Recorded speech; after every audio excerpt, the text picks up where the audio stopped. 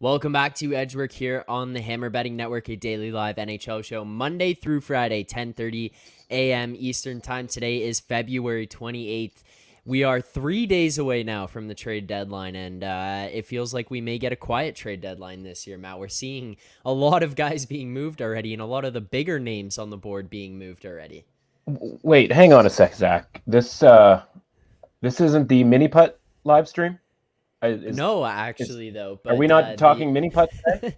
if you are looking for mini putt talk, there is a live stream later today, 6:30 p.m. Eastern Time, actually beginning at 6:20 as the first putt goes off at 6:30 with Rob Pizzola on the Hammer HQ YouTube channel. So you can head over there and check that out. Watch it along with Rob as they go through. Watch the final putters tee off, putt off. I'm not really sure what the word would be to use there, but if They're you're looking yet to for use a that, tee, I think, when it comes yeah. to mini putting. I don't know what kind of mini putting you're playing, Zach, but you're a better host and producer than you are a mini putt aficionado. If you're firing off the promo off an off the cuff joke that I just made right there, but no, I guess we can talk some hockey. And yeah, man, trade deadline. Let's get 10 hours of interrupted coverage on Friday on multiple networks, just so that a third rounder can go for a fourth defenseman.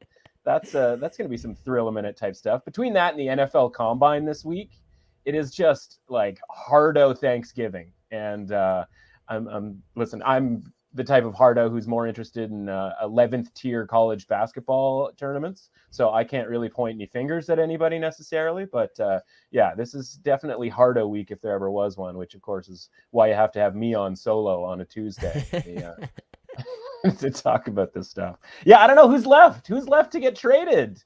Yeah. God's gift to hockey, Timo Meier is on the move, and Todd's so excited that he had to take the day off or the week off. Not entirely sure what he's doing, but it can't involve pants at this point, given that No. Timo Meier's the devil. Yeah, well, I mean, look, when I was younger, there was one thing I knew. I was watching trade deadline every year, and it was something you're following it at school. You get home from school, you get to watch the end of it. And for me, growing up, you realize how torturous trade deadline day is in the NHL, because it's not quite like the NBA where trades are just flying off the walls. And even when trades are happening, as you kind of said, you're getting a third liner, fourth liner for a fourth, fifth round pick, and you're kind of sitting there like, yes, a trade, but it's nothing. And then but I got excited during those years, because even if some of the big trades happen already, or some of the big trades don't go down, you still have the anticipation of these things might happen. Sure. But then you get like one mixed in there. You get like a big trade of like Thomas Vanek is traded for 10 picks, and you're like, all right, you know what? Like, at least we got to see some movement.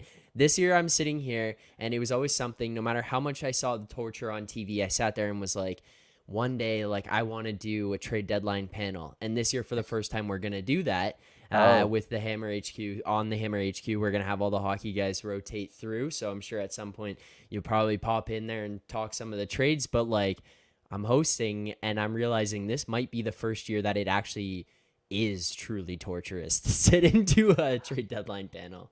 Yeah, I mean, what is it? Beauty is in the eye of the beholder, right? Like, it depends. Again, hard donation, right? Like, if you're that excited about some of the trades that have happened in years past on deadline day, if we could get to the point where they move the deadline up, but they also put like some sort of moratorium on trades like they do around Christmas, where you forced all the trades that have happened to all sort of happen within kind of a 36-hour period. Now you've got something, right? Because if Bo Horvat gets traded on the same day that Timo Meier gets traded, on the same day that Vladimir Tarasenko and Ryan O'Reilly get traded, like, now we got a television show. Now we got 10 hours of programming that we can really get behind. But yeah, like, we've kind of run it dry. I don't know who's on the top of the board as like the best available out there, but like, it's a tough scene. Like, people are probably going to be tuning in to Mini Putt live streaming. Well, I hope that they are, and if they are, they better be doing it on the Hammer HQ YouTube channel with Rob Pizzola later today at 6:20 p.m. So you want to check that out. Live watch along for the World Putt League finals as they finish off the Hawaiian Rumble in Myrtle Beach down there. Matt, I think people are calling that the mini putt capital of the world these days. So Absolutely. it's the hot spot for putting. It's the Yeah, hot spot you for can't putting. rumble in the form of mini putt without doing it at Myrtle Beach. That's and have it be sponsored by Hawaii, which okay.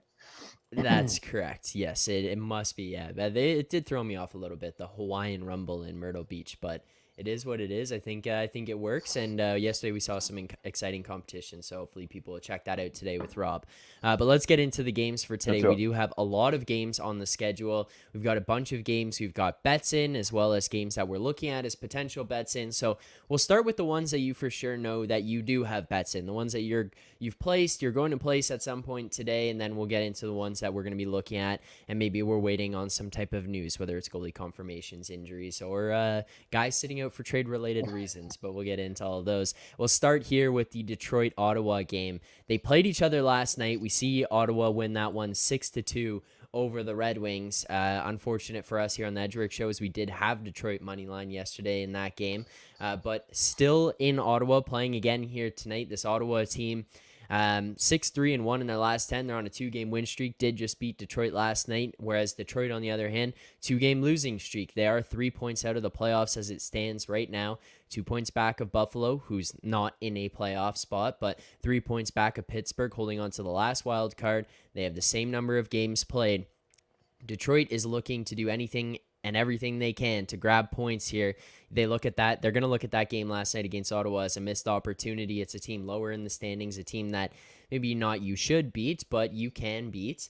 And you're looking at a spot here where you go back-to-back against them in Ottawa again. But, Matt, you think maybe we see a change here for Detroit, or can Ottawa use this home ice and the back-to-back to their advantage to take it to them? Yeah, I think this is a really interesting game just from a conceptual betting standpoint. So unlike the guys yesterday, I was on the Senators last night. And so when I watch that game, I flip over, it's 2-2.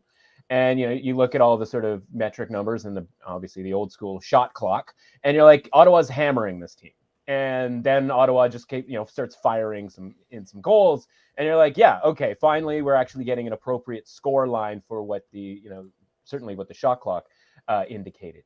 And we'll probably see different goaltenders tonight, and like there definitely could be obviously a different quote unquote vibe to this game, and Detroit could come out with a little bit more energy and all of that sort of thing. And so this isn't about betting on the Senators in this weird second half of a home and still at home because they were dominant last night. I bet them last night. So right. If I bet them last night and nothing that happened last night sort of dissuade me in any way, it's not like that game was stolen by Talbot in net or anything like that.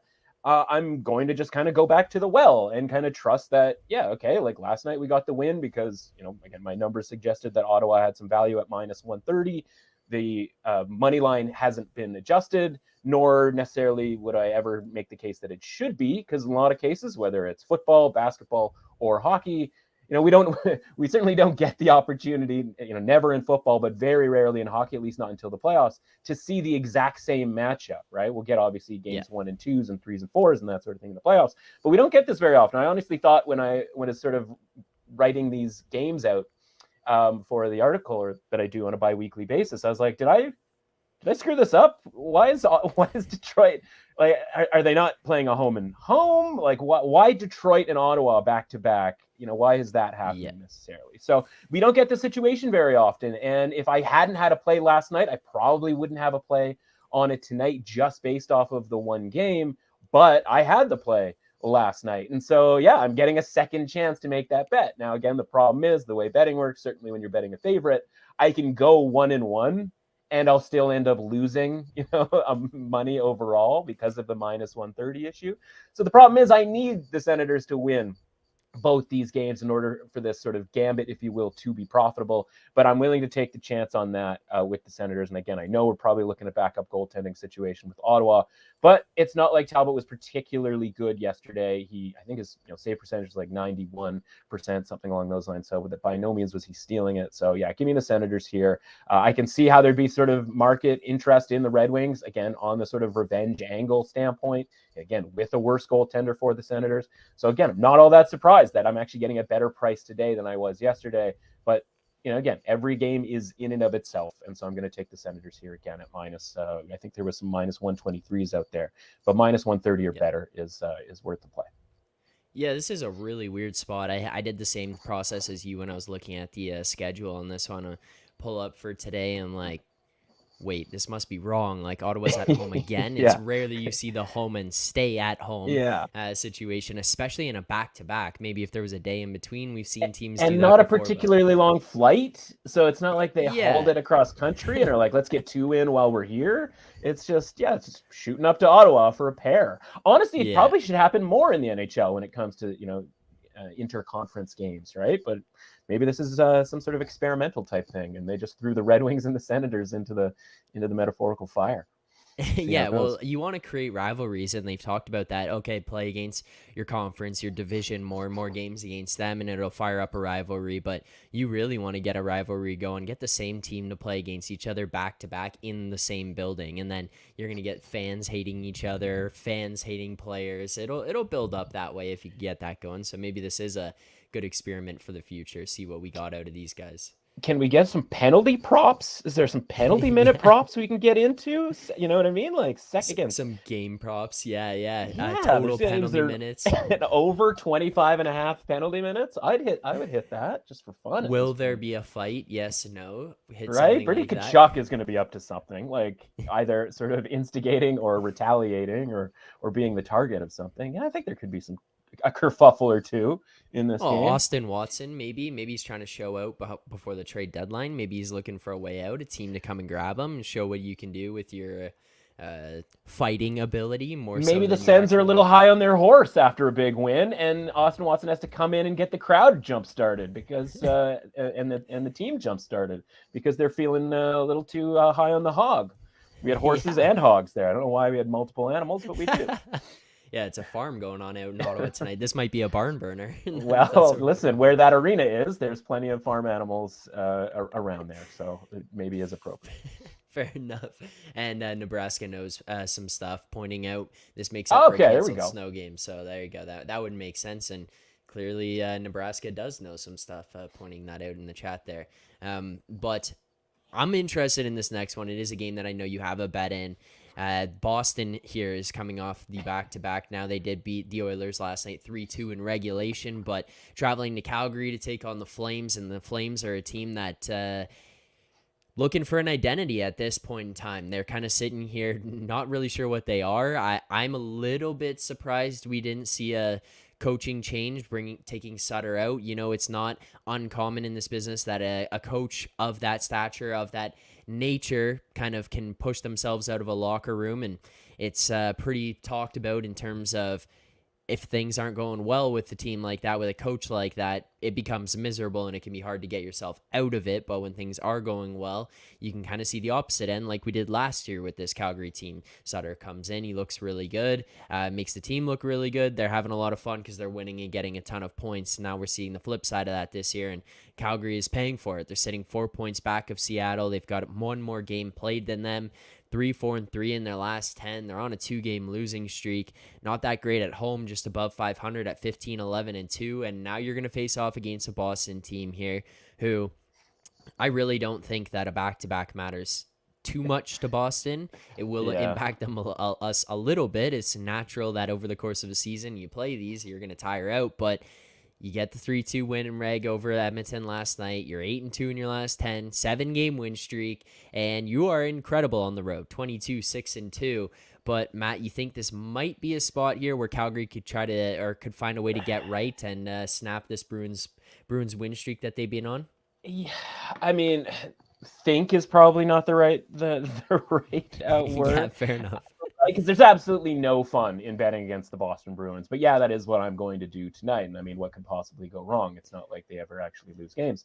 I watched that game last night because I was on the Oilers in that game last night. So, this should be a real fun Alberta experience when it comes Matt, to I got to poke you a little bit and just let you know, you were on the Sens and we were on Detroit, and Detroit lost. Uh-huh. We were on the Bruins in reg last night. So Okay, there you go. Well, and balance out. yeah, Balances out. absolutely. Listen, I went 2-2 last night. I managed to win with the Vancouver Canucks, which is even in a victory is an absolute horrendous experience from top to bottom, right? By far the worst team to pay attention to at this point. But we're getting off the rails here a little bit. As for this game tonight, Boston played Swayman last night. Does it really matter whether Swayman or Ullmark is in net? Obviously Ullmark is the Vezina candidate, but honestly, part of that might just be opportunity at this point, right? Like he was sort of the first guy in the chair to get the sort of number one guy minutes, and obviously he grabbed that ball and he ran with it. Who knows what would have happened if Boston was a little bit more invested in Swayman at the start of the season, right?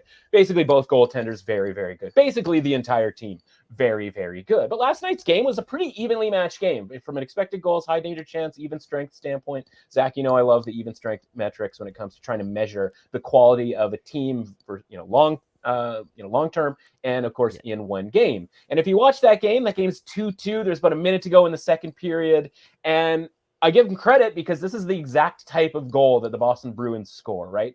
That goal where it doesn't seem like it's a real significant play, but they're willing to go the extra mile and dive like over a defenseman, like contorting your body around a defenseman to whack at a puck that you're probably not going to be the first one to. And in this case, Stuart Skinner was the first one to the puck, the goaltender for the Oilers. He hits the puck directly off of Pavel Zacha's stick, who's just kind of wildly swinging towards the puck. And, he doesn't actually hit the puck until Skinner hits the puck first. And the puck shoots at like a crazy angle over the shoulder of Skinner and under the bar. And you're sitting there just going like, man, we were this close to getting this to the third period. Connor McDavid's feeling it. He's got 50 goals. He's got 2 tonight. Let's see what happens here in the third period. And then this kind of wacky goal that is almost entirely on effort by the Boston Bruins. Like, you have to give them that. But it also has an incredible amount of luck for this puck to go exactly in the 1-inch space between shoulder. There's like an angle going. We got an isosceles situation or an acute. I don't know. It's been a while for me. And it somehow ends up under the bar. And it's 3-2 going into the third. And the final score ends up being 3-2. And that's your game-winning goal. And that's hockey, right? Like, play it close, play a close game, and then just work a little bit harder than the other team and take advantage of your bounces, right? But it isn't the situation where it's like, oh man, like this team's a juggernaut. Look at them just run over teams every night, blah, blah, blah, blah, blah. So yeah, like you mentioned, like if there was ever a team that it doesn't matter about back-to-back, and I talk about if there was ever a team that it doesn't matter if it's their backup goaltender, or honestly, they could lose half the team, and I honestly would think that they were probably going to put up a pretty strong effort on a night-to-night basis. But I do have to factor in back-to-back because they are still human beings, right? So I have to still factor in back-to-back, especially in a sort of hard-fought game last night. So that goes into the mix when it comes to, finding a price that I'm willing to pay on one side or another. Then you mentioned the Calgary thing when it comes to Sutter. It's like, yeah, the reason they haven't fired Sutter is because they have more respect for him than the Canucks management, for example, had for Bruce Boudreau. Or any other organization would have for a guy who's respected in the organization. Now, the Flames have had coaches before who were not respected in the organization, and they couldn't kick those guys out sort of fast enough or with less sort of regard. So they're not going to fire him, certainly not with this much time left in the season. And honestly, they'll let the season play out. And if it doesn't go particularly well, maybe Sutter blames the fact that they had turnover at the top of their lineup, or maybe they just fire him in the offseason. So it's not going to happen. But we've had situations where we have talked on this podcast about Calgary kind of getting a kick in the pants, right? Where they can bring it for a game or two, whether it's because they lost to an inferior team a couple of days earlier. I think right before the All-Star break, we had one of those situations. This to me is a kitchen sink, everybody into the pool type of a deal here for the Flames. Now, it didn't go particularly well when we were all on the Flames on Saturday, thinking that they might be able to get a key win here. And honestly, if you were betting on the Flames that night, you probably weren't all that thrilled with the result and probably aren't all that anxious to try them against the Boston Bruins tonight. That being said, the numbers are the numbers. We're talking about plus 115 here at this point. That gives me about a 4% edge and something that I just got to do. And I can sort of talk myself into this as I just have for the last couple of minutes. And, again, I'm not going to say that, if the Flames don't win this game, never betting them again, because it's like, yeah, you lost to the Boston Blacklisted. Bruins. Like, join the club at this point. So yeah, it's for me, it's Flames here plus 115. Probably not willing to go all that much lower than that. 110, I would sort of say, would be the sort of stopping point there. As you can see that there's a handful of plus 110s available. And honestly, if you wanted to pass on that, I wouldn't blame you at all. But as you know, this is, I was out sick last week. Todd's, for all the jokes we made, Todd's out sick last week. But one of the reasons I was out, I didn't come on the show, one was I was basically on my deathbed and literally like passed out before the show could have even started. And I didn't want to be hammering on the mute button for a half hour straight. I'm trying to talk with you guys. But the other thing was, I looked at my board on Tuesday. I was like, is there anything everybody's dying to have? Is there any play here that anybody's dying to hear from me about? And the one bet that I liked was the Blackhawks, like plus 240 at home last Tuesday night. I'm like, do I need to shoehorn my way into this show to give out the Blackhawks at plus 240? And the answer to that was like, I don't really feel like I do need to like just elbow my way in to talk about the Blackhawks. Now, sure enough, the Blackhawks actually won that game, and so we missed out on that. But the point is like there are certain games that I understand. I don't expect anybody to be like, yeah, let's light up some torches and follow Matt right into the wars here, right? Like I get it, fading the Bruins, backing the Blackhawks, or some of these creepo teams that I bet every single night, like the Canucks last night, aren't any fun. But honestly, that's a lot of time. That's where the wins are. Yeah, and there you go. Aaron Lappin saying, would never put my money on this Flames team. But... Totally fair.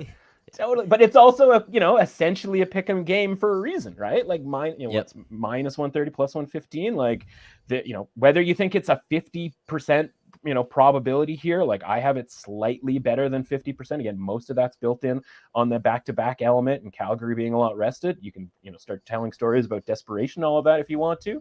But if there's if I think it's 50% and the market says it's 46%, I'm gonna make that bet. But by the way, the market only thinks it's 46%. It gives them a 46 out of 100 chance. That's not nothing, obviously.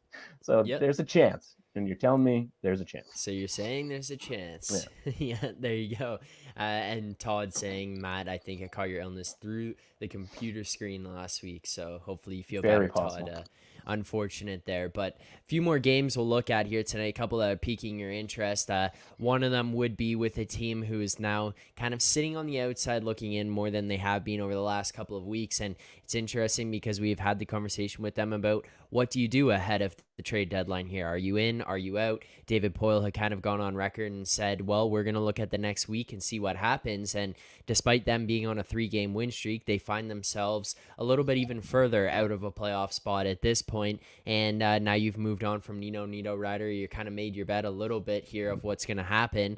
We might be looking at Fabro trade, maybe McDonough, something like that to shock the world. Matthias Ekholm on their way out the door.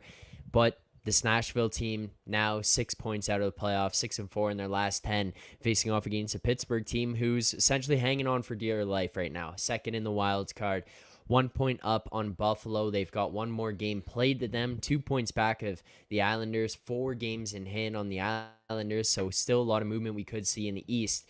But Matt, if you're looking at this game tonight, you're looking at the Penguins, who are likely to make some moves, maybe just small pieces ahead of the deadline, but still try to do something against a Nashville team who they're not completely out of it, but at this point, you're probably getting close to waving the white flag out there in Nashville. How do you break this one down?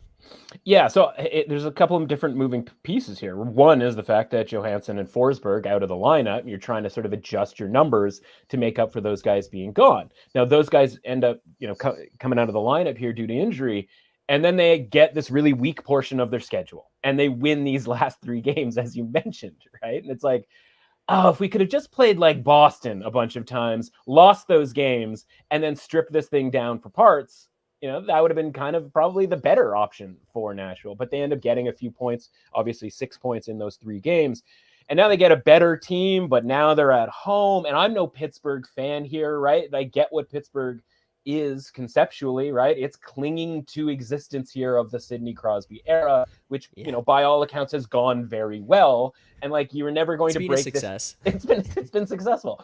So you were never going to just sort of like, the idea of like, oh, let's trade Sidney Crosby and like start fresh. Like, No, this is going to be sort of black Hockeyan, where you're going to just be like, yeah, we're going to just ride this out, Taves and Kane style, with Malkin and Crosby, and we're going to try to keep putting pieces together around these guys to be honestly just a playoff team. And so whether it's, coughing up that playoff series to the Rangers last year, where they had absolutely no business doing that, or just being kind of mediocre this season, I'm leaning towards Nashville here. And I know this whole lean thing doesn't really do anybody any good. You fire up the old numbers here. My number's plus 120 for the Predators. That's the number I want to bet here. And then we got some time. And maybe as people, as the market sort of weighs in here on the Penguins and gets sort of conceptually excited about what they might do, or honestly, maybe there's a trade at, another player coming out of Nashville. I don't know. So this is more of just kind of keep an eye on this. If you're dying to bet this game, plus 120 is the number I want for the Predators. This is, you'll be hard pressed to find me betting on the Penguins probably from here until the rest of the season, because just on a nightly basis, they seem, percentage points overrated. Yeah, and so that there'll be a lean there. We're looking at for a plus 120 for Nashville tonight, so keep your eyes on that. If you want to keep your eyes on all the odds across all the different sports books, you can do that on the BetStamp app, which you can find in iOS and Android. You can also go on there in the Find Better section and find us as Edgework HQ. You can track all the progress we've made this year, all the bets that have been placed, the futures that have been placed. It's all there, so you can see how we're doing, see how we've done each day, and what bets we're tracking and what bets we're placing. But Insight also bringing up here, which I forgot to even mention, is Tanner Jeannot traded from Nashville as well to Tampa. So, yeah, there you go. Like, even more pieces out of Nashville. But, yeah, I would agree with you in terms of what we might see out of this team and kind of where this Pittsburgh team is at, just clinging on for dear life. And now you're in a spot where Nashville is at home, 16, 10, and 3 at home. So, it's not a bad spot to back them. And if you can get them at the number you're looking for, then probably feel pretty comfortable with that. But let's look at the Seattle St. Louis game here tonight. Your coach of the year candidate, your guy Dave Haxtell, heading on the road to take on the St. Louis Blues tonight. And you're looking at St. Louis here. Yes, they've now moved on from a bunch of their big pieces. Most of their heavy lifting ahead of this deadline is likely done now, but you still got some controversy going on there. You get Binnington, which you don't really know what to expect on a nightly basis. So it kind of puts the team in a weird rotating situation. Then you also have Berube, who's calling out star players on the team, saying they're not into it. They're not passionate enough, essentially, about what's going on in the game. And St. Louis now 5-game losing streak. They're 7 points behind this Nashville team that we've just talked about. And Seattle now holding on to the second West wildcard spot, 1 point back of Winnipeg, a game in hand on them, but 4 points up on the Calgary Flames. They desperately need to turn this 3-game losing streak around and find a way to get some points here. But despite that, despite the desperation, despite your coach of the year candidate, you're looking at St. Louis tonight against Seattle. Yeah, and I think this marks, and I don't know if there's a cake coming in at any point, but this marks the 2-month anniversary of the Dave Haxtell 28-1 bet. And we've had quite the ride, because unfortunately, with a handful of losses here and them falling out of first place, I think they had a cameo appearance at least in first place. The Dave Haxtell train is a little bit derailed right now, and he has kind of fallen back, I think, pretty close to 25-1. So we had a fun ride as he got up to the second choice for coach of the year. And that's the problem, right? This has gotten a little derailed. We got 3 straight losses here for the Kraken, and they're still, we have them, the rating caught up at the same time as Haxtell moving up from 28-1 to like 7-1 for coach of the year. The rating moved up, and now it's kind of just sitting here. Problem is, the play over the last couple of weeks has dipped back down. And so now it's sort of a crack and fade type situation here. Now, yeah, a lot going on with St. Louis, but St. Louis does win games occasionally. When they had Ryan O'Reilly and Vladimir Tarasenko, they weren't winning games anyway. And when those guys got injured for a period of time, I believe it was the start of January, though at this point, all the months kind of go together at this point. When those guys were out, their market wasn't making a drastic change for when those guys weren't in the lineup. So this is obviously something of a youth movement. I think that's part of the idea of just kind of berating the veterans, if you will.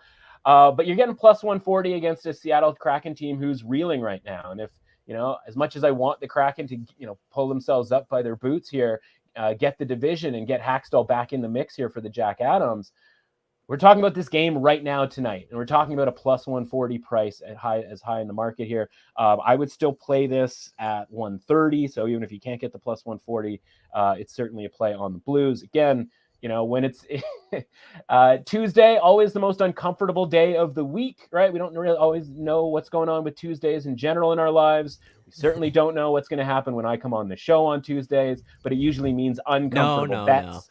I know what it means. It means two things. It means we're looking at the San Jose Sharks and the LA Kings. That's what it means. That's my indicator of what's going on. A little birdie who may be out sick today mentioned that you guys, in honor of me or in general suggestion of my existence, were on the Kings last Tuesday.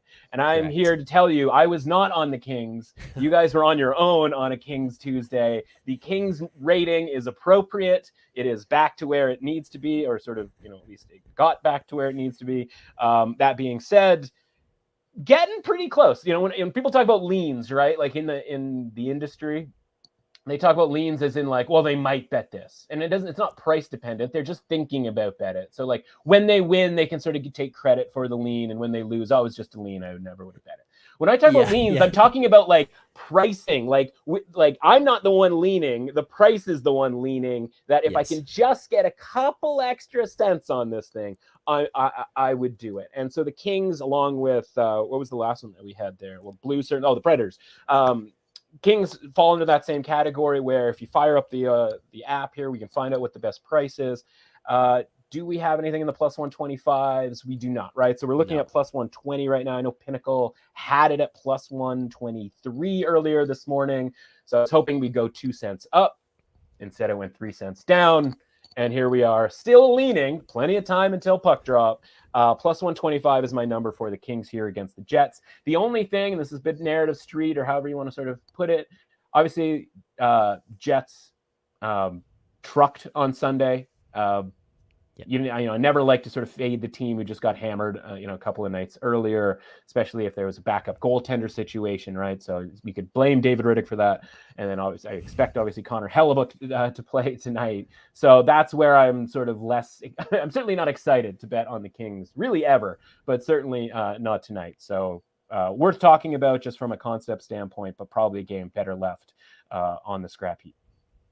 Yeah, so we'll leave that one to the side. It's unfortunate we got to have the LA Kings pass us by here, and I bet the Kings on a Tuesday like 3 weeks in a row back in November, and all of a sudden and then they stopped playing on Tuesdays, so I didn't even have the opportunity to be associated with the Kings on a Tuesday. But that narrative just started building, and all of a sudden I missed 1 week, and you guys are throwing money around on the Kings on a Tuesday, and I'm sitting here going like, what? Who told you to do that? I was on the Blackhawks, and I thought that was a terrible idea. And so, best of luck to anybody just riding Kings Tuesdays right down into oblivion, because we did it like 3 weeks in a row in December. Yeah, and here you go. Insight saying Phoenix Copley confirmed there tonight for. I mean, you could take any city along with a menswear company and throw those together and put them in net for the Kings. And honestly, we're not betting on the Kings for their goaltending one way or another, right? So it could be Tucson Levi's in net tonight. If that's a good name, actually. Honestly, he's probably the 5th pick in the draft coming up, based on some of the names that you guys throw out on a regular basis when you guys are bird dogging the reverse standings every week. So. Tucson Levi's is, I think he's actually a Latvian defenseman who showed some promise at the World Junior Championships last summer. I thought Tucson Levi's was a walk-on at Northern Kentucky football as the backup quarterback position. It kind of sounds like maybe starting point guard for Bowling Green. You can catch him at the MAC tournament starting this week. There you go. It's worth a half point to the point spread. All right. I want to ask your opinion before we get out of here on what's going on with Buffalo tonight, where you might look with them. You're looking at a spot where you kind of got Rasmus Dahlin, who might be out tonight. What would that kind of make you look towards as they face off against the Columbus Blue Jackets? Would it be player props? Would you look for other guys around him, positions they might jump into? Would you be looking maybe at a spot with Columbus tonight? how would you kind of break this one down with the possibility of Dahlin being out?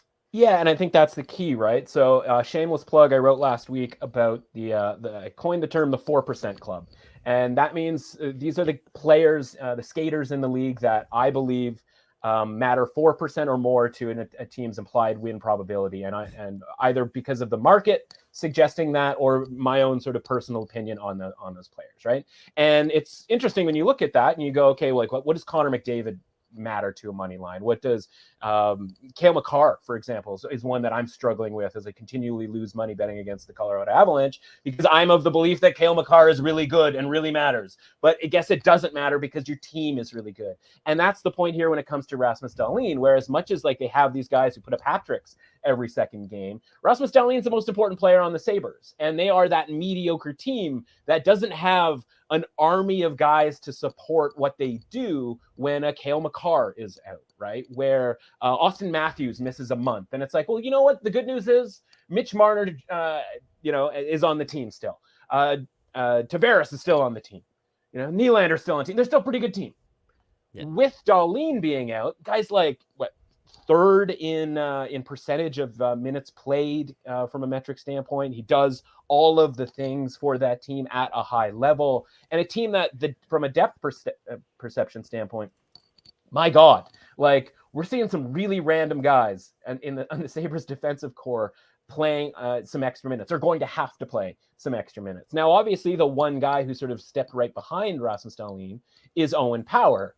But it might be still a little early for us to be just like piling in on Owen Power as far as like number one guy, having to play against the top forwards on the other team, having to play power play, unit one here. I don't believe he's got a power play goal all season. I think he's got like 5 power play assists. Not ideal. The second, third, we're talking about Matthias Samuelsson as your now number 2 defenseman. And we can go on down the line with guys whose names I can't pronounce, but who only have like 7 points all season long, despite already playing 20 minutes a game for the Sabres. And so once all those guys' minutes go up and up and up, that's where the Sabres' value goes down and down and down. And so I have Dahlin at about an 8% downgrade. The way I see this money line tonight, it looks like they've been downgraded closer to 6%. So when we're talking about minus 186, I think there actually is, weirdly enough, is still a little bit of value here on the Sabres. But that has a lot to do with the Blue Jackets because, as much as the Sabres are mediocre and this Dahlin injury and all of the guys who are going to have to step up, once they start playing actual teams here, not the Columbus Blue Jackets. I don't know if you have the goaltender news for the Blue Jackets. I don't know if our boy Elvis Merzlikins is in net tonight. That may be an issue. It certainly is, I know, for a lot of people who don't want anything to do with betting on Elvis Merzlikins. So, again, my numbers sort of suggest that the Sabres, you could still make a bet on them at minus 200. But with Dahlin, because I don't know that much about the idea of him being out of the lineup, they scored 7 goals on Sunday against Washington. Like, started out pretty good. The sort of post Dahlin, I want to say era, he might be out for like one more game here. I think he's still kind of day to day. But like the Sabres without Dahlin are such a question mark that I don't really want it to be involved in any way, shape, or form. That being said, if they just end up in sort of a high scoring kind of crazy game, which like the Sabres aren't afraid to do anyway, and if you can find an Owen Power prop or any of their defensemen really who step up in Matthias Samuelsson to get an assist, he becomes more likely to get an assist. We're not asking a ton out of these guys, right? Owen Power to have a point of some sort of of some kind, right? If they're going to keep scoring goals because they have to play in these shootouts because their one really good defensive defenseman is out, then maybe the over becomes more valuable, right? It's not necessarily all about the money line here. As much as when I come on here, I'm talking money lines only. This is moneylinesonly.com when I'm on the show, which is a whole weird dating site you don't want to get involved in. When I'm talking money lines, like, that's one thing. But if Todd were here, he'd want to probably talk about the props that are involved in this and the hole that Dahlin creates and the possibility of some of these Sabres guys who can take advantage of that of the time that they get. So keep your eye out for that. Maybe there's something there as the markets sort of populate. I haven't seen any Owen Power markets, only sort of the forwards right now I've seen. But honestly, even, again, if we get an Elvis Merzlikins situation, Dahlin's effect probably has more to do defensively than it really does offensively. And that might not necessarily be built into the total and the props. Yeah, and Todd's saying here as well, when he's talking about Owen Power, he says when Darlene was out last time, he hit Owen Power for assists, points, and shots, and nailed all three. Power has played 27 plus minutes both times that Darlene was out. So yeah, looking at some of those, Matt and I did look ahead of the show. I just pulled it up again and looked, and there's nothing really there for Power. There's not a lot of books with odds out for it. So keep an eye out during the course of the day to see when those things get posted. But looking at the shots and power play opportunities and things like that would be a good way to go ahead of the game tonight, especially as more books start and more markets start to open up on that. But Matt, last thing I want to ask you about, it's going to be the least sexy game on the board here tonight. It is the Bedard Bowl between Chicago and Arizona tonight. Chicago is coming off a back-to-back. As far as these two teams go, Arizona has been actually pretty decent at home. They're kind of like the team that's playing spoiler to some of these teams right now, especially the Eastern Conference teams. They seem to have trouble with Arizona in Arizona. But what is it that you'd be looking at in this game tonight, and why is this one maybe harder for you to bet on? Yeah, I mean, all the moving pieces, right? You mentioned the back-to-back element for Chicago, obviously losing in Anaheim. So it's not like they're even just doing the back-to-back Anaheim-LA thing where they get to stay in the same hotel and don't have to make any sort of drastic changes. They do obviously have to take a flight to Arizona. But then you got the idea, like Jacob Chychrun, has he been traded yet? What's the situation there, Zach? Like this guy, he might never get traded. He's going to be there his whole career, and every year they're going to say they're going to trade him. It's been 2 years running now, and he's been sitting out for 3 weeks. Like, what are we doing? I was going to say, yeah, and he's not playing in these games, right? Because they're just keeping him in glass. Because he honestly, and it's a miniature version of the Sabres. Because the reason that he's so valuable is because he's so valuable to the Coyotes. And he's a great example of a guy who, if once he's removed from the Coyotes lineup, and listen, I've been on this show, not afraid to bet on the Coyotes, especially at home, especially at a plus price. But that's dried up over the last 3 weeks because Jacob Chychrun ends up at the top of a lot of metrics, or very near the top of a lot of metrics for defensemen when it comes to the value on his team, right? Playing a ton of minutes, like, again, being in all these high leverage situations. And it's a miniature version of the Sabres because instead of being a mediocre team, and where the Sabres are mediocre and if they lose Darlene for any period of time, like when you're 50% on any given night to beat, a sort of regular team, that 8% shift, like that, honestly, it means between winning and losing a lot of times. But when you're Chychrun and you're that an 8% shift, but you were only going to win like 20% of the time anyway, you're only sort of toggling between sort of 20 and 28%. Like it on a night to night basis, it doesn't mean that much. But since we're making bets here and we're trying to find value, like we have to build that in. So we're building that in. We're building the back-to-back for Chicago in. By the way, like Patrick Kane pulled a George Costanza where he like in a high note had everybody like clapping hat tricks and scoring goals and overtime and shootouts and whatnot. Everybody's like, yeah, Patrick Kane is back. And then all of a sudden he just stopped and said, all right, good night, everybody. And then just like left. He just took off Costanza style. And so like Patrick Kane 2 months ago, if he didn't play in a game, I would just kind of shoulder shrug because, again, we're talking about a team who's going to win a hockey game like 28% of the time. And if he's there, it's maybe 30. And if he's not, it's maybe 25% of the time. But then he goes Costanza on us, and he looks, awesome for a brief period of time. You could even call it the Matt Russell, where you just want a little bit of Matt Russell. You don't want him for an entire Tuesday show with Zach because, frankly, that's probably just too much. And so, he ends up taking off. Okay, he's getting the Chychrun treatment. And so they're probably, playing a round of golf in Scottsdale. They're TPC Scottsdale right now. They're still taking down the stands from 2 weeks ago. Kane and Chychrun are out there playing. Max Homa's involved. All the Scottsdale guys are playing. You're going to see an IG post at some point. I don't know what to make of this game at this point, right? We got back-to-backs. Are Chicago tired? Did they even really try last night? What exactly went down in Anaheim? So, like, this game is such a mess, but it's kind of fun to think about. These are the things that we do have to think about, right? We have to realize that Jacob Chychrun might matter more than Patrick Kane, as much as Patrick Kane is obviously sort of the big name. And anytime it seems like Patrick Kane feels like it, he can be the Patrick Kane of old, maybe in smaller doses, which, again, is probably why he's so attractive in the trade market, because he's probably going to go to a team, theoretically, who doesn't need him to be the lead guy, who he can be a second line guy who shows up once every 3 games and is just like looks like he did back in 2010. Yeah. Well, it'll be interesting to keep an eye on that one. I'm excited for all the games tonight. Going to be digging into that, but we'll be digging into that after I watch the watch along with Rob Pizzola on the Hammer HQ YouTube channel for the World Putting League Finals. I believe it is match play tonight to close this thing out. So you're going to want to head over there. You can watch with Rob. They'll break it all down, talking about some of the bets that you can make, some of the props, some of the hole-in-one props that are available. Tucson Levi's, I believe, is the favorite in the match play tonight. I think he's like minus 130 to take the trophy home.